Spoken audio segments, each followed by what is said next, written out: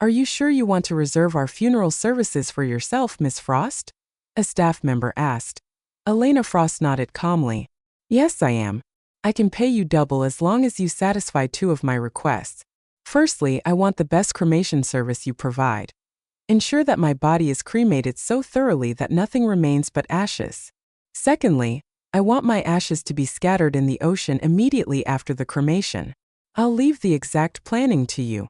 After filling a form and paying to ensure her death would be dealt with in 2 weeks, Elena left the funeral parlor. As she drove past Reed Tower, a massive electronic screen displayed a live broadcast of an interview. It featured Aaron Reed, the dignified CEO of Reed Corporation. "It's just a building. Donating it isn't a big deal. Halston University is my and my wife's alma mater. And it's also where we met and fell in love. I won't hesitate to help my alma mater if necessary. I don't have any plans to develop the land in the east of the city. I want to keep it and personally design a dream home for my wife there. There's no special reason for venturing into the amusement business either. My wife likes Ferris wheels, so I want to build her one that's unlike any other in the world. Acquiring a gaming company has to do with my wife too. I want to develop a game that my wife likes and exclusively for female players. Even in virtual reality, I don't want any men to get close to my wife." He mentioned his wife with every sentence. His deep affection for her made countless people stop to watch the interview. "Mr. Reed treats his wife so well. I can't even imagine how happy she must be, falling asleep and waking up with such a man by her side." One of them murmured. "Ha! Well, I can imagine it," another added. "Not only would I want to fall asleep and wake up in his arms, but I'd also want him to accompany me as I shopped and ate the day away. I would want him to think of me in everything he does and bring me everywhere he goes." The spectators continued talking among themselves. As the interview continued, people from all walks of life couldn't help admiring Aaron's profound love for his wife. His words painted a romantic and doting picture.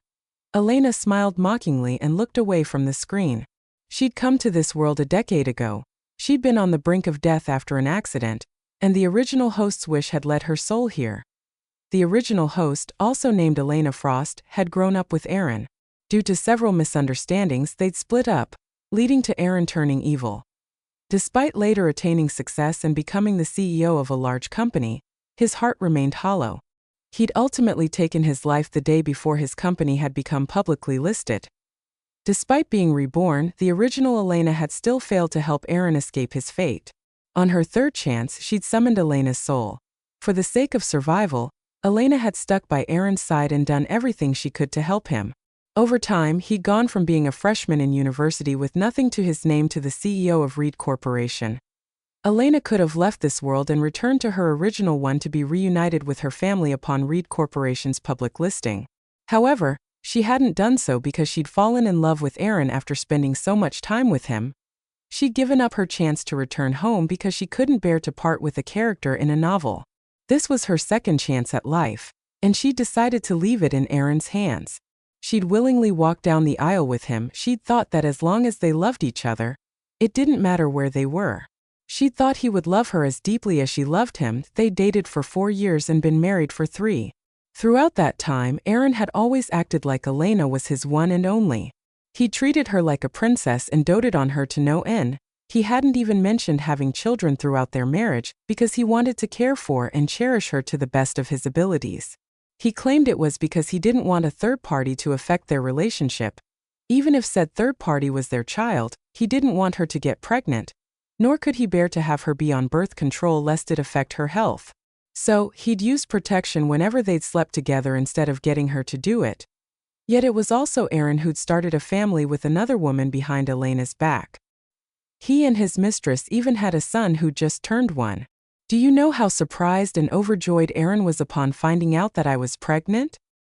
He picked out the baby's clothes, toys, and pram himself. He even gave me and the baby a villa with a huge garden and swimming pool, so the baby could grow up in a good environment. It's under the baby's name, you know. I had some stretch marks on my belly after giving birth. I thought Aaron would scorn me because of them, but he kissed me from head to toe and told me they weren't ugly at all. He said they were the most beautiful marks a woman could have. Do you know how it feels to make out in the elevator and strip in the foyer?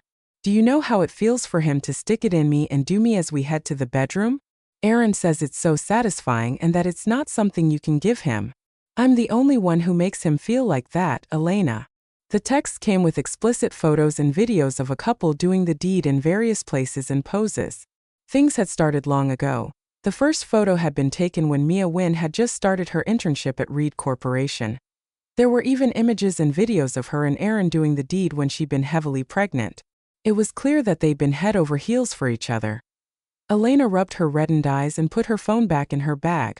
Then she crossed the street to the coffee house opposite Reed Corporation. A lawyer was already waiting there. When he saw her, he pulled out a stack of documents from his briefcase. This is the divorce agreement that's been drafted per your request, Ms. Frost. There's also a proxy statement for donating your belongings to a women's and child's welfare organization. Elena took the papers and signed them without waiting for the lawyer to finish. I'll leave the details of handling my belongings up to you. All I ask is that you ensure the divorce agreement is given to Aaron Reed in 2 weeks. I don't want my name to be associated with his even in death. After taking care of everything, she paid and left the coffee house. As she crossed the square outside Reed Tower, a familiar figure came out from the building. Is that really you, darling? Aaron's handsome face was filled with surprise. Why did you come all the way here when it's so hot out? I thought my employees were seeing things when they told me they'd seen you earlier. Elena's lashes fluttered. She pursed her lips and didn't say anything. Aaron didn't seem to notice her odd behavior. He approached her and wrapped an arm around her shoulder. I'm guessing that you missed me too much if you were willing to brave the sun instead of relaxing at home. Did you want to have lunch with me? 2 years ago, she'd fainted due to low blood sugar. Since then, he'd forbidden her from going to work, fearing it would tire her out. He'd fed her the best food money could buy. He'd also installed surveillance cameras everywhere in their home so that he could see if anything had happened to her. The surveillance cameras still worked perfectly, but it was clear his attention was no longer on her. Why else would he not have checked the cameras the whole morning? If he had, he would have realized that she'd left the house early that morning. Well, it wasn't important anymore. Elena had already decided to leave this world, so it no longer mattered whether he still had her in his heart. She caught a faint scent of roses on him and knew very well it didn't come from any of her perfumes. Turning her head away, she tried her best to hold her breath. I wanted to go to one of the restaurants near here. Let's go then. You can come to my office and nap with me afterward. Aaron smiled and held her tighter. You know I can only sleep well with you by my side. If I weren't worried about you tiring yourself out from running around all day, I'd keep you with me at all times. Did he want to keep her by his side so she could see how he fully utilized every second of his day? He had to run a company, keep her happy, and sneak away to be someone else's perfect husband and father, after all. Elena smiled mockingly as she followed Aaron to the parking lot. They drove to a nearby restaurant for lunch before returning to Reed Tower. She'd sat on the toilet bowl for a long time and hadn't slept a wink after learning the truth last night, so she napped for a long time. It was almost 5 p.m. when she woke up. Aaron sat behind his computer as he attended to work, looking focused. But the moment he heard her footsteps, he immediately looked up. He grabbed some fruits and dessert from the mini fridge in the room. You must be hungry after napping for so long. I'm guessing you didn't sleep well last night, so I'll get off work early today and have dinner with you. Then we can go home and rest together. What do you think? He asked that he was the one who'd suggested spending more time together, yet he went back on his word a mere 30 minutes later. His phone pinged, and his expression turned conflicted after reading the message. I'm sorry, Elena, but there's an emergency with one of our projects. I have to deal with the situation in person, so I can't be with you tonight. How about you go to a restaurant you like and take a stroll after that? Buy whatever you want. Think of it as me making it up to you. Elena knew she should have been considerate. After all, she was alone, but Mia had a child with her. Aaron had already spent so many hours with her. It was understandable that he wanted to switch things up and be with his lover and child. Still, she was pissed. She wanted to make things hard for him. What could possibly be urgent enough for someone to go straight to you without getting through John first? Don't they know you're busy with work right now? Aaron's eyes darkened. Elena understood what that meant and continued indifferently. Still, this is work. There's no point in me getting mad, nor will I ever get mad at you. It's tough enough for you to run such a huge company alone.